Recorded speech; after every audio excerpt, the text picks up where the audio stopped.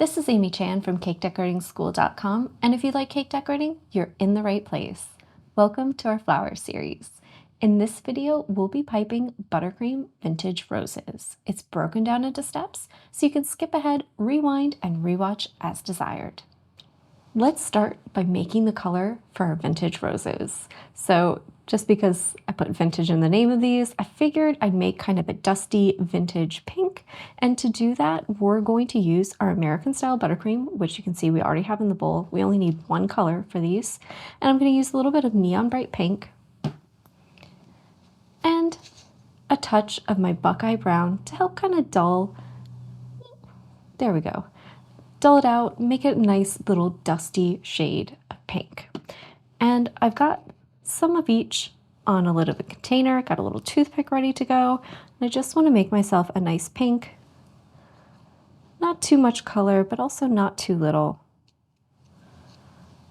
And then I'm just going to take a little speck of brown with it as well. We'll give it a mix around, we'll see if we like it. We can always adjust, add more pink, add more brown. It's always nice to start with less and add a little more as needed. I'm going kind of, I don't know, for a color that maybe reminds me of an antique paper valentine. It's looking nice. I think I just want it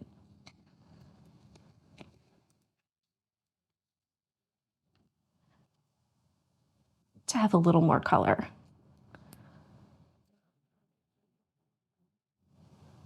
That was kind of a nice ratio, 4 to 5 specks of pink for every little one of brown that you use.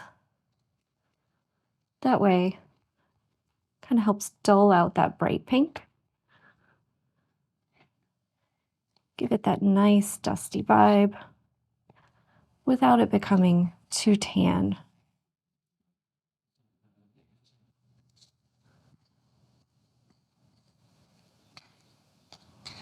It's looking good. It's getting there. I think maybe just one more time.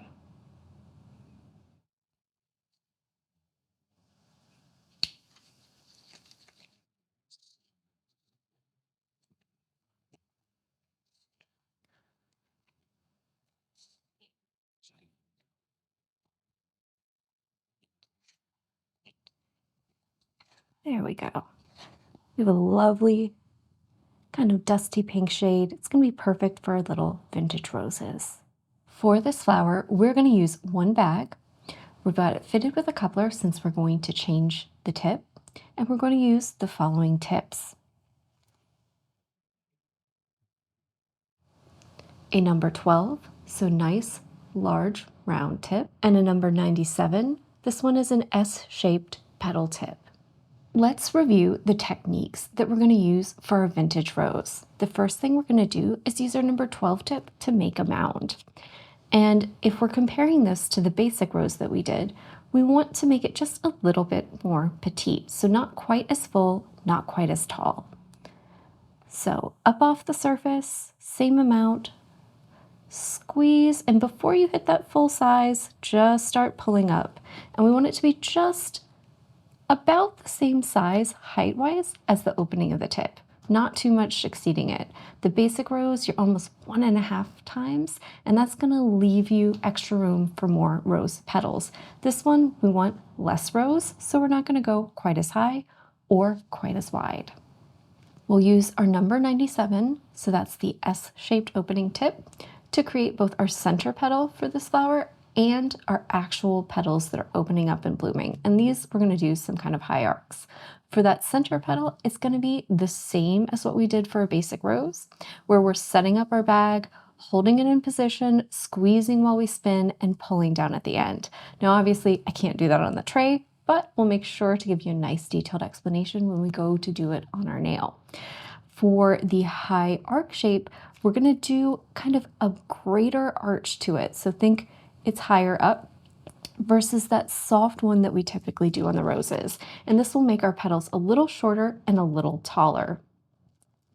So when we visualize it, instead of a long, soft arc shape, we want to go up higher. So you can see it has more height to that middle. There's more of a gap there. So it's a little more extreme. And this is going to give our petals a slightly different shape.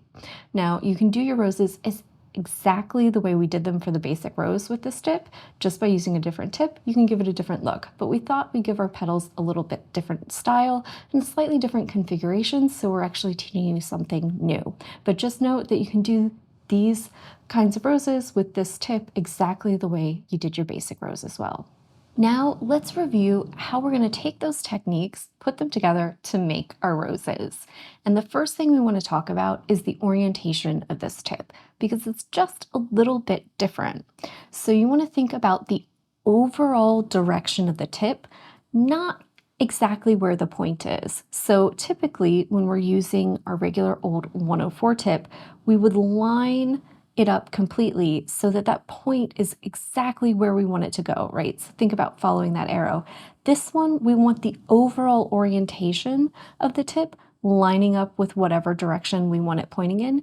And we want that little tail of it, that little curve at the end, pointing outward, right? So we want to give the tip an overall direction, and we want that little end of it to kind of curl past that direction. So if we're talking over here about the center petal, you would see it's overall lined up with the slope of our mound, but the tip curls up. And that's what will give these petals that unique look and feel, because they're going to flare up and then flare out. So like when we have it going straight up, you'll see the tip comes out.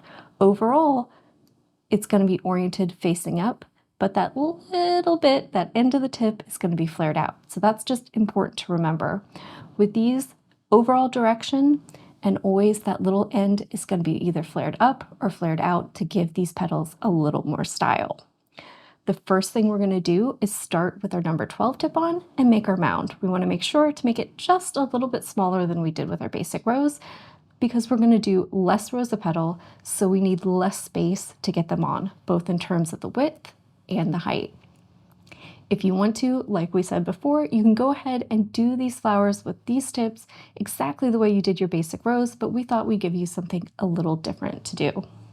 We're then going to change to our 97 tip, and we're going to do the center petal. So again, line the opening up in general, right?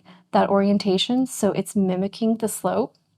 You want the fat end so it's touching, and typically that little curve there is going to be touching as well. And just the tip is going to be curled up kind of past it. We're going to hold it in place. Back of the bag is going to be towards my right shoulder. The bag is going to be at 45 degrees, and it's going to be lined up and touching that cone so that when we squeeze and spin our nail, it's going to lay on a nice center petal for us, and then we'll finish by pulling down at the end. Once you get that center petal on, we're going to do a first row. For the first row, I'm going to line that tip up so that it's about halfway down the cone. Fat ends touching. Overall orientation is going to be up towards noon, and just the tip is going to be kind of off to the side a little bit, so it gives them kind of a nice open flare. We're going to do our high arc petals, and we're going to do 3 of them, and I'm going to try and leave just a little space between. So instead of the ends overlapping, I want to leave just a little bit of a gap. When we go to do our final row of petals, we're going to move it all the way down the bottom, and we're going to start offset. So start between 2 of those petals that you made for that first row, and we're going to do the same kind of high arc. It might be just a little bit shorter on depth. If you're kind of running out of room or don't have enough space, that's fine. And I'm going to try and get 5 in there. And I want to leave some space between, but if they end up overlapping a little bit, that's fine. Really, at the end, it's just about however many petals you need to make your rose look beautiful. And we want to make sure that we angle the tip out a little bit more. So we were at noon, we want to go towards 1 o'clock, but we don't want to go too far because then they kind of end up touching the bottom because the tip is curving down. So we just want to give it a little bit of style and a little bit of opening. And these are going to be nice and easy to do because you only need that center petal plus 2 rows to really get the job done. So less petals means quicker time making them. So these are nice, fast little rows to do if you want to cover, say, the top of a cake. So now that we've reviewed how we're going to make them, let's pull our nail out and get started. We've got our 2-inch flower nail out. I've got some parchment paper fixed on top of it, and I've got my number 12 tip on my bag. So we're going to get started and do a practice rose. I want to be up off the surface. I'm going to squeeze and just stop a little short of that full diameter and then pull up gently before pulling away. And you can see I have a nice little cone there, but not quite as big as I would do for my basic rose. For our center petal, we're going to mimic the slope of our cone here with our tip. And you can see the overall orientation of that tip is following the line of my little cone or my mound. And the little flared part at the end is pointing up. And I've got the tip opening on the back of my cone. The back of my bag is at my right shoulder, and I'm holding at 45 degrees. That means I can touch that little cone, squeeze and spin at the same time, pull down at the end, and I get a nice center petal. And you can see you get that nice little ridge that flares out. For my first row, I'm going to pull 3 of those high arc petals. I'm going to start right across the end of my center petal. I've got the tip oriented, so the overall direction is straight up and down, the end of it flaring out just a little bit. And I'm going to start about halfway down my cone, so just right underneath the base of that center petal. And I'm going to pull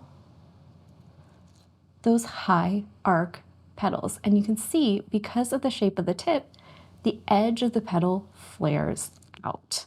And I want to leave just a little bit of a gap between each one if I can.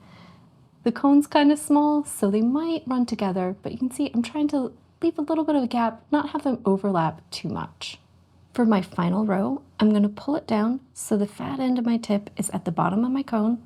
I'm going to do those same high arc petals. I'm going to start in between 2 of the petals on my first row, and I'm going to make probably at least 5 of these. And you can see, because they're kind of short,